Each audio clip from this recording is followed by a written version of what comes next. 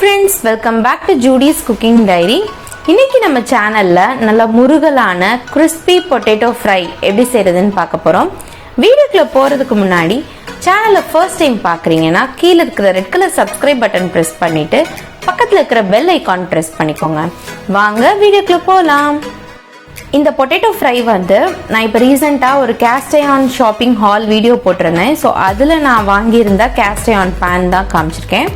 இதில் வந்து ஒரு குழிக்கரண்டி அளவுக்கு எண்ணெய் சேர்த்துக்கோங்க. நான் வந்து கேஸ்ட் அயர்ன் பேனை நல்லா சீசனிங் பண்ணிவிட்டு ஃபர்ஸ்ட் டைம் பண்ணியிருக்கிற ரெசிபி இதுதான். ஸோ அதனால் கொஞ்சம் எண்ணெய் கூடுதலாக இருக்கிற மாதிரி இருக்கும். பட் போக போக நம்ம எண்ணெயை குறைச்சி சேர்த்துக்கலாம். எண்ணெய் நல்லா சூடானதுக்கப்புறம் கடுகு உளுந்தம்பருப்பு போட்டு தாளிச்சுக்கோங்க. கடுகு உளுந்தம்பருப்பு நல்லா பொரிஞ்சு வந்ததுக்கப்புறம் கொஞ்சமாக பெருங்காயத்தூள் சேர்த்துக்கோங்க. இந்த உருளைக்கிழங்கு வந்து வாய்வுங்கிறதுனால வெள்ளை பூண்டு பெருங்காயம்லாம் சேர்த்துக்கிட்டிங்கன்னா நல்லா வாசமாகவும் இருக்கும், டேஸ்டியாகவும் இருக்கும், அதே சமயத்தில் ரொம்ப ஹெல்த்தியும் கூட. ஒரு கொத்து கருவேப்பிலை சேர்த்துக்கோங்க. நல்லா பொரிஞ்சதுக்கப்புறம் 4-5 பல் வெள்ளை பூண்டை இடித்து சேர்த்துக்கோங்க. பூண்டு வந்து முழுசாக சேர்க்கறத விட இந்த மாதிரி இடித்து சேர்த்துக்கிட்டிங்கன்னா இன்னும் நல்லாயிருக்கும். 2 minutes பூண்டை நல்லா இந்த மாதிரி வதக்கி விட்டுக்கோங்க. ஸோ நல்லா வதங்கினதுக்கு அப்புறம் தான் நம்ம உருளைக்கிழங்கு சேர்க்கணும். நான் 1/4 கிலோ அளவுக்கு உருளைக்கிழங்கை வாஷ் பண்ணிட்டு பீல் பண்ணிட்டு பொடி பொடியாக கட் பண்ணி வச்சிருக்கேன். ஸோ இந்த பூண்டு நல்லா ப்ரௌனாக வதங்கினதுக்கு அப்புறம் நம்ம கட் பண்ணி வச்சிருக்கிற உருளைக்கிழங்கு சேர்த்துக்கலாம்.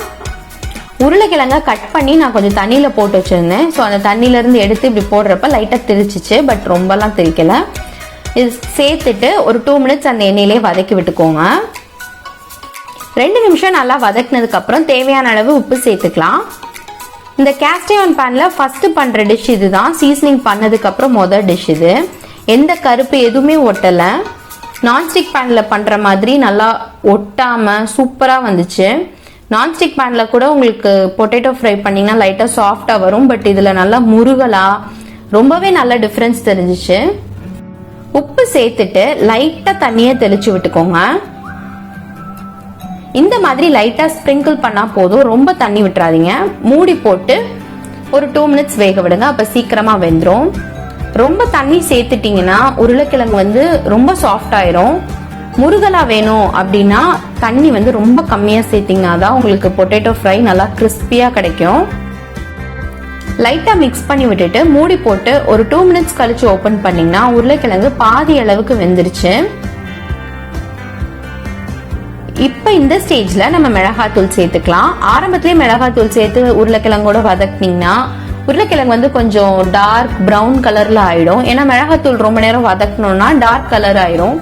இந்த மாதிரி பாதி அளவுக்கு உருளைக்கிழங்கு வெந்ததுக்கு அப்புறம் மிளகாத்தூள் சேர்த்துக்கிட்டீங்கன்னா கலரும் ரொம்ப நல்லா பிரைட்டா இருக்கும்.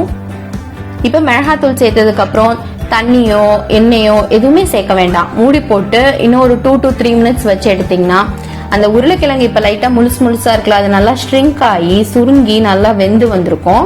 அது வரைக்கும் வேக வச்சு எடுத்துக்கோங்க. சூப்பரான உருளைக்கிழங்கு நமக்கு ரெடி ஆயிடுச்சு. பட் இந்த ஸ்டேஜ்ல உருளைக்கிழங்கு லைட்டா சாஃப்டா இருக்கும். உங்களுக்கு நல்லா கிறிஸ்பியா மொறுன்னு வேணும் அப்படின்னா ஹை ஃபிளேம்ல ஒரு 2 minutes வச்சு குக் பண்ணுங்க. நல்லா கிறிஸ்பியா கிடைச்சிடும். இது நம்ம ஸ்கூல் டேஸ்ல லஞ்ச் பாக்ஸ்ல எல்லாருக்கும் ரொம்ப ஃபேவரட்டான ஒரு ரெசிபியா தான் இருக்கும். இப்ப கூட நீங்க இந்த குழந்தைங்களுக்கு கொடுக்கலாம். பட் ஆனா வந்து காரத்தை கொஞ்சம் அட்ஜஸ்ட் பண்ணிட்டு கொடுத்துக்கோங்க. இது வந்து லெமன் ரைஸ், தயிர் சாதம், சாம்பார் சாதத்து கூட எல்லாம் ரொம்பவே சூப்பரான காம்பினேஷனா இருக்கும். கண்டிப்பா ட்ரை பண்ணி பாருங்க. ஒரு 2 minutes இந்த மாதிரி ஹை ஃபிளேம்ல வச்சு குக் பண்றப்ப நல்லா கிறிஸ்பியான ரொம்ப மொறுன்னு எல்லாருக்கும் ரொம்ப ஃபேவரட்டான பொட்டேட்டோ ஃப்ரை நமக்கு ரெடி ஆயிடும். இந்த கேஸ்ட் அயர்ன் பேன் வந்து நான் ஆன்லைன்ல தான் வாங்கினேன். அந்த ஷாப்பிங் ஹால் வீடியோட லிங்க் வந்து நான் டிஸ்கிரிப்ஷன் பாக்ஸ்ல கொடுத்துருக்கேன். செக் பண்ணி பார்த்துக்கோங்க. கேஸ்ட் அயர்ன் பேனை எப்படி சீசனிங் பண்றதுன்னு ஸ்டெப் பை ஸ்டெப் ப்ரொசீஜரோட உங்களுக்கு நான் நெக்ஸ்ட் வீடியோல அப்லோட் பண்றேன். கண்டிப்பா செக் பண்ணி பார்த்துக்கோங்க. இந்த வீடியோ உங்களுக்கு பிடிச்சிருந்துச்சுன்னா தம்ஸ் அப் கொடுங்க. கீழே இருக்கிற red colour subscribe button press பண்ணிட்டு பக்கத்துல இருக்கிற பெல் ஐகான் பிரஸ் பண்ணிக்கோங்க. அப்பதான் நான் போடுற வீடியோஸ் உங்களுக்கு நோட்டிபிகேஷன்ல வரும். வீடியோவை கடைசி வரைக்கும் பார்த்ததுக்கு ரொம்ப நன்றி. இதே மாதிரி இன்னொரு இன்ட்ரெஸ்டிங்கான ஒரு ரெசிபி வீடியோல வந்து உங்களை மீட் பண்றேன். அது வரைக்கும் ஸ்டே டியூன். தேங்க்ஸ் ஃபார் வாட்சிங். பாய்.